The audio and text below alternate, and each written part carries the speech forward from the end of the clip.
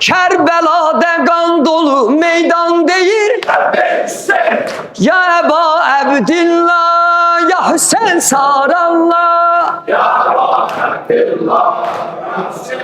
Dilber kurban. Ya Eba Abdillah, ya Hüseyin Sarallah.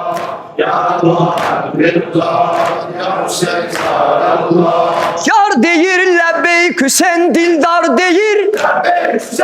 Göz veren, kollar veren serdar deyir. Der deyir lebbeyk Hüseyin, divar deyir. Çok hacile mehfile mismar deyir.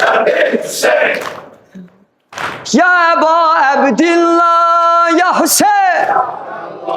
Ya Eba Abdillah, ya Hüseyin.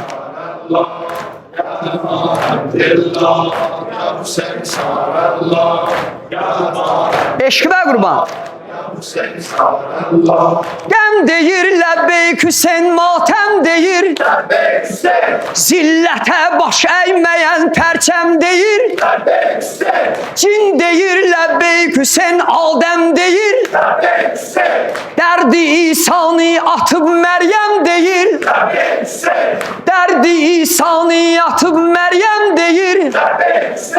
Can deyir lebbeyk Hüseyin, canan deyir. Can deyir lebbeyk Hüseyin, canan deyir.